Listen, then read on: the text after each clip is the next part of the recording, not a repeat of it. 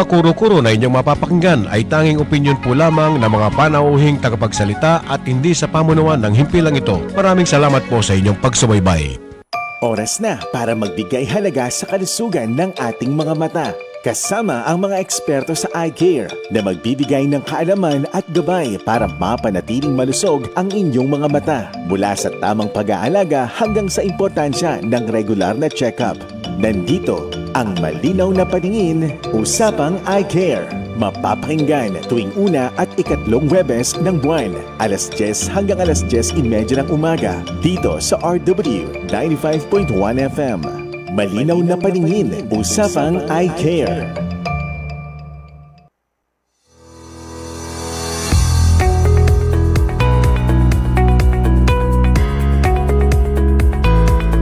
Ang oras po sa buong kapuluan ay ganap na 14 na minuto makalipas ang 10 ng umaga. Magandang araw po sa lahat ng ating listeners. Nagbabalik po ang inyong lingkod. Ako po si Gio. Ako po ang magiging host nyo dito sa programang Ang Malinaw na Paningin, Usapang Eye Care. Ngayong araw po itatalakayin natin ang isang napakahalagang paksa tungkol sa kalusugan ng ating mga mata. At ang pag-uusapan natin ay patungkol po sa glaucoma, o ang tinatawag din na tahimik na kalaban ng paningin. Kaya samahan niyo po kami hanggang dulo para sa mas detalyado at praktikal na talakayan kasama ang ating espesyalista and co-host din po natin sa programang ito. Walang iba kundi ang presidente po ng ng Chua Eye Center na si Doc Michael Herbert Chua. Good morning, Doc. Hi, good morning. Good morning, DJ Gio. We're glad to have you po live dito sa studio. Yeah, salamat pa sa pag-imbita ulit sa amin dito, no? Sa Chua, from Chua Alam ko po na marami na pong na-excite sa ating topic ngayon kaya hindi na po natin patatagalin pa. Doc, ano po ba ang glaucoma at bakit po ito tinatawag na tahimik na kalaban ng paningin? So pag inintindi mo yung description na tahimik na kalaban ng paningin, kasi tahimik siyang nagpapalabo ng mata. So isang sakit ang glaucoma, isa sa pinaka I would say top 3 na reason kaya may nabubulag ang isang pasyente. So sa buong mundo, it's one of the top 3 causes of blindness, ang glaucoma.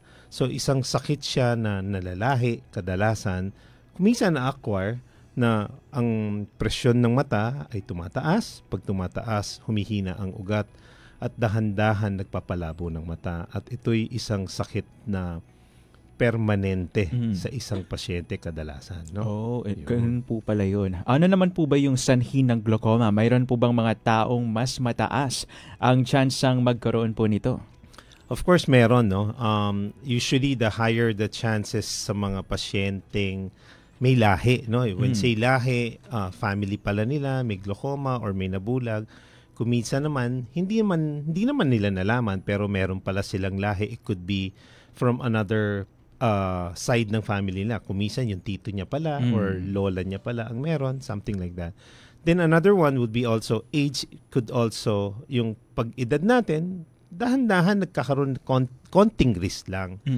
Then yung iba naman, yung sinasabi ko kanina na-acquire. So yung kumisan, may mga pasyenteng sa sobrang kapal ng katarata, nade-develop din ang pagtubo ng glaucoma. No? Okay. So yan ang mga common reasons natin nakikita. At paano po ba nakakaapekto ang glaucoma, Doc, sa paningin ng isang tao? May mga paunang sintomas po ba na dapat bantayan? There are 2 types, no, ng glaucoma, no, yung acute at saka yung acute, ang kadalasan ng reason ng acute yung close angle glaucoma. Then yung second type would be the open angle, no. Common ang open angle glaucoma sa buong mundo, no, hindi lang dito sa atin Philippines. Unfortunately, kamalas-malasan po, kadalasan po ng mga open angle glaucoma, wala pong simptomas yan sa mga early part, no? So ibig sabihin, dahan-dahan na pala binabawasan na ang paningin mo. Then slowly lumalabo, no? Slowly hindi mo napapansin paglabo ng paglabo. So kadalasan ng mga pasyenteng hindi maagang nakapatingin sa isang doktor, medyo moderate to advanced na yung stage ng glaucoma.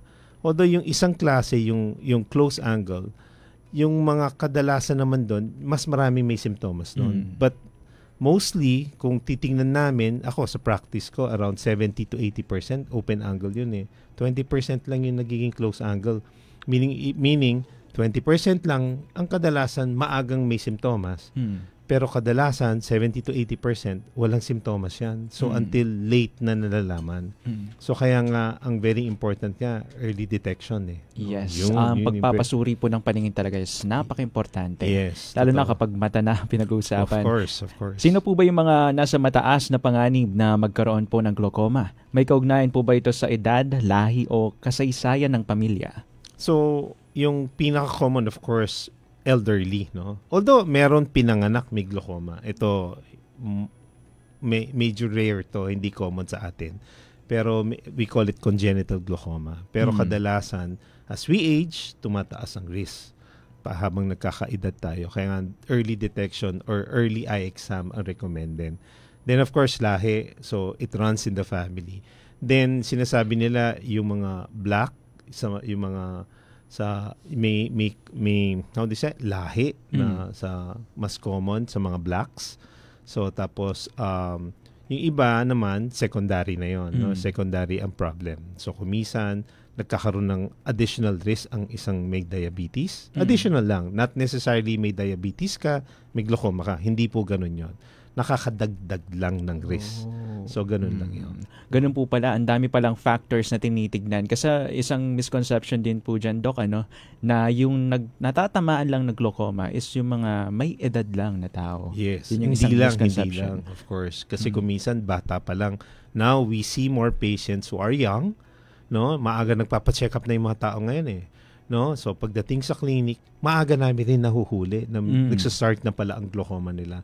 And that's the best time na kailangan mong mahuli, the earlier the better, no? Kasi para ma-stop na natin yung paglala ng glaucoma nila. Yes po. Doc, ano naman po yung mga paraan para masuri ang glaucoma? Ano po yung mga examination na kailangan pong gawin? So we call it, sa eye center po namin, we call it a comprehensive eye exam. Hindi lang po grado o paningin ang hinahabol namin. The most important, especially for glaucoma, yung presyon ng mata, eye pressure. May sarili pong presyon ng mata. Kasi kung minsan sa clinic nakakatawa, DJ, yung kunin po namin yung presyon ng mata nyo. Akala nila yung kamay ang ibibigay kagad yung kamay. No. Hindi po sa blood pressure, eye pressure po ang kukunin namin. So, very important yon sa glaucoma. So, yun ang pinaka-basic part of the comprehensive exam. So, included doon ang pagkuha ng presyon ng mata. Kaya I recommend when you see an eye doctor, you ask also yung doktor nyo kung yung presyon ng mata nyo, it's also normal. Okay. So, makuha rin. Then, for further analysis or further na way para mas makita namin kung totoo na bang ang pasyente na to. Kung minsan pinagdududahan pa lang natin eh. So, may mga test yan. May mga special test yan. Usually, 3 ang ginagawa. Yung corneal thickness, yung OCT ng optic nerve, at saka yung visual field. Yun yung paningin mo mismo. So, or iba tawag namin doon, perimetry. So, yun yung 3, corneal thickness, OCT ng ugat, at saka yung visual field. So, yun ang mga test na, mga machines na gamit natin to further analyze kung may glaucoma isang pasyente o wala. Take note po, hindi basta-basta na nagda-diagnose ng sakit ng mata. Maraming test tayong pinagdaanan dyan. Yes, Doc, yun. kapag po ba na-diagnose ang isang tao na may glaucoma, maaari po ba itong magamot? Ano po yung mga option sa paggagamot? Okay, kasi kung minsan pag ang unang iniisip natin, pag sinabi natin, magagamot, mawawala. Typical yun, no? So, when we go to a doctor, ang una nating iisipin, magpapagamot ako at bibigyan ako ng gamot ng doktor at mawawala sakit ko. Unfortunately, ang glaucoma po hindi siya ganon. Para siya yung diabetes, parang high blood. Naggagamot tayo, pero nakokontrol lang.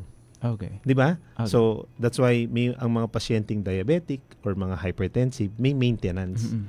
Sa glaucoma, pareho po ang konsepto nun. Hindi po siya magagamot at mawawala. Parang sore eyes, bibigyan ka ng gamot ng doktor. After a few days or a few weeks, wala na yung sore eyes. Hindi siya ganon. So, may maintenance siya ng gamot. Kamukhang-kamukha siya ng hypertension or diabetes. Meron kang pinapatak na maintenance to control the eye pressure. So, yun ang unang-unang pinaka-common. Then, other procedures or other treatment, meron pong lasers, meron pang ang tawag namin doon, yung surgery or yung mas makabago ngayon, MIGS or MIGS or micro-incision glaucoma surgeries. And these are the common now that we're using para tulungan yung gamot, maibaba lalo ang presyon ng mata. Kasi tumataas ang presyon ng mata ng glaucoma eh. So that's why it's very important, pag nagpatingin po kayo ng mata, pa-check nyo rin po yung presyon ng mata. So pag mataas, may pwedeng ibigay yung doktor po natin. Ano naman po yung mga kaibahan ng open-angle glaucoma sa closed-angle glaucoma, Doc? Alin po sa dalawa ang mas karaniwan? As I've said a while ago, yung open tsaka close angle. Mas ang parehong hindi maganda, no? Kasi glaucoma pareho, no? Pero kung sa simptomas, pangit yung close angle kasi yun yung sumasakit, lumalabo bigla, namumula ang mata. So, may pain tapos bigla lalabo. Yun, talagang yun ang pangit sa close angle. Tapos mas mahirap din sila kumisan maggamot. Yung open angle naman, mas madaling magamot. Pero unfortunately, ang hirap din siyang mahuli. Oo, kasi nga walang simptomas kadalasan. Late na. Kaya nga yung open and close angle, pareho silang tumataas ang presyon kadalasan. Kadalasan nga lang sa close, mas mataas ang presyon. Okay. Kaya mas may pain. Pag mas mataas ang presyon ng mata, yun, namumula at sumasakit. Yun ang difference nila. Okay, paano po makakatulong ang regular na check-up sa pag-iwas o maagang pagtuklas ng glaucoma? Of course, sabi ko nga kanina. So, before they recommend as early as 45 to 50 to have an eye exam. Now, based sa mga nakikita ho namin, sa amin ho, personally, we recommend as early as 25 to 30 years old. At least kumuha na po ng isang basic eye exam na pati impresyon nyo ma-check. So, yun ang very important. No? Okay. Ano naman po yung mga maipapayo nyo sa ating mga listeners tungkol sa pangangalaga ng kanilang paningin upang maiwasan ang glaucoma? For the most important, lagi, kahit ano naman sakit, DJ, is always parang prevention pa rin. Excuse me po, no?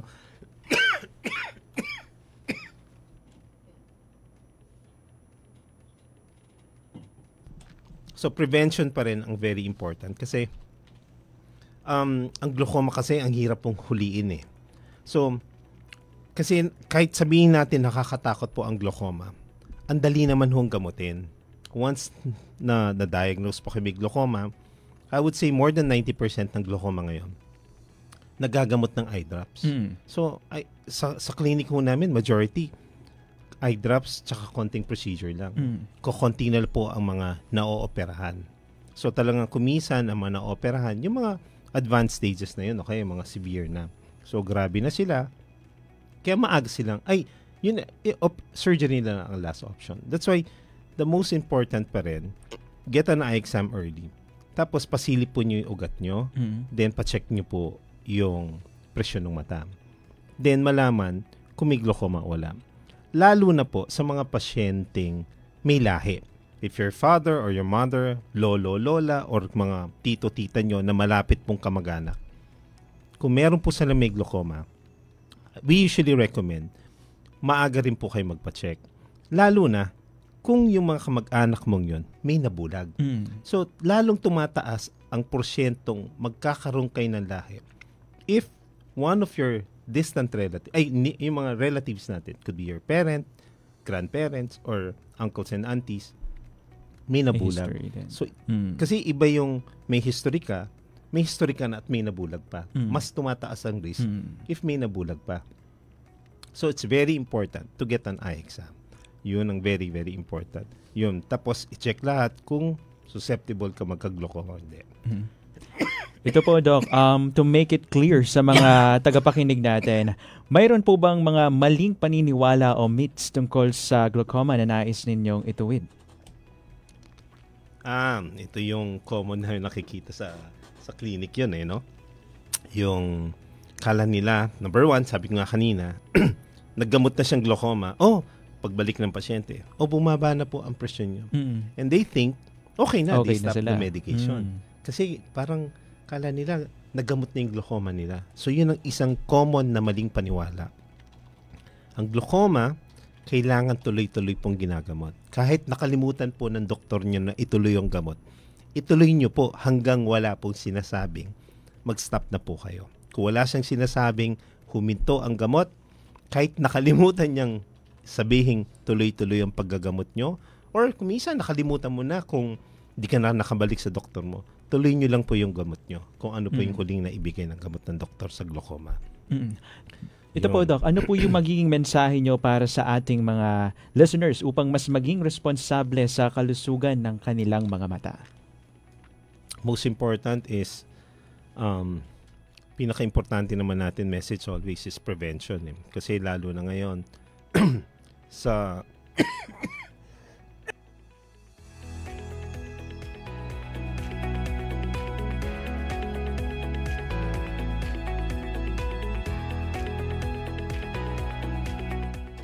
Alright, may mga commenters po tayo sa ating Facebook Live ngayon. Ito si JL. Doc, ang sabi niya, shoutout to Doc Chua. Doc, pasked na ako ng LASIK. Ang sabi niya. sige po, pasyal po kayo sa clinic para ma-schedule natin. Alright. And to make it clear po yung mga continuations po nung message niya sa ating listeners. So, the most important, especially for glaucoma, is pabantayin nyo po, no? Kung sino po ang gusto niyo ng doktor dyan, no? Marami po tayo dito sa Pampanga or dito sa Central Luzon. Paalagaan nyo po yung glaucoma nyo. Kasi, for me, kadalasan po kasi ng pasyente, tinatamad bumalik no? Unfortunately po kasi, hindi siya parang blood pressure na kahit saan ka pumunta, pwede kang pakuha ng blood pressure. Sa hospital, sa center, sa bahay, may pang-test tayo. Ang pagkuha ho ng presyon ng mata, kami lang po ang nakakakuha So, mga doktor lang po sa mata ang may kakayahan at instrumento para makuha yung presyon ng mata. So, very important, once na-diagnose po kayong glaucoma, magkaroon po kayo ng regular eye exam. Kasi po, kuminsan kasi, kahit matagal ka na nagagamot, alam mo, normal na ang presyon mo. Kuminsan kasi, eventually, yung iba, yung gamot, nagiging resistant ang isang pasyente. So, parang nawawalan dahan-dahan yung bisa ng gamot. Okay. So, you don't know that. So, baka pagbalik mo na naman ng doktor mo after a few months or a few years, hindi na umaandar pala yung gamot mo at mataas na pala at wala kang nararamdaman. E di, dahan-dahan gumagrabe ang glaucoma. So, once na-diagnose po kayo, ang laging objective ng isang doktor, mapahinto yung progress, yung paglala ng glaucoma nyo. Ibig sabihin, makontrol natin yung paglabo ng mata nyo. Kasi hindi po kasi naibabalik ang paningin sa glaucoma. Yun ang isang very important note sa glaucoma. Hindi po namin kayang ibalik ang nawalang paningin. So parang kung sabihin natin 100 ang glaucoma, ang 100% ang paningin mo. 50% na lang nung nahuli na ng doktor. Yung nawawalang 50, hindi na po babalik yon. So our main objectives always is yung 50% na natitira, hindi na mabawasan lalo.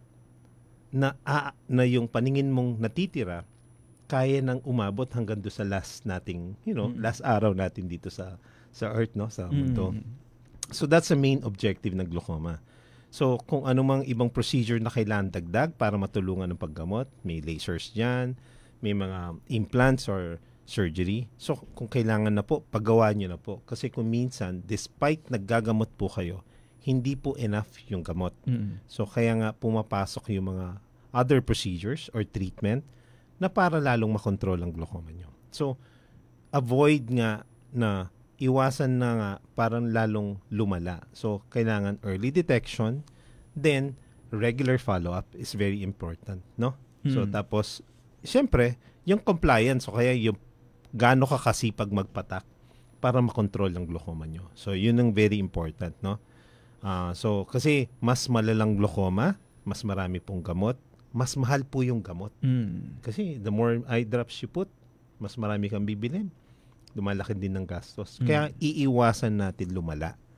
Iwasan natin yung mas maiwasan natin yung mas malalaking gastos in the future. Diba? Yun ang very important natin message tungkol sa glaucoma. Salamat po sa informasyon, Doc. Para po sa ating mga listeners na gustong magpa-check up, paano po nila makokontak ang Chua Eye Center? So, thank you sa mga listeners natin ngayon, no? So, for Chua Eye Center po, kami ay dito po kami sa Balibago lang, no? So, along MacArthur, katabi lang po namin ang Robinson Sangiles, no? Katabi nung tulay yung Abacan Bridge. So, very easy po ang access. Along MacArthur lang po kami sa may Balibago, Angeles City. Then you can find us or message us sa Facebook. We're very active answering your inquiries or gusto nyo po magpa-schedule ng appointment, no? So, sa Facebook, look for Chua Eye Center, no?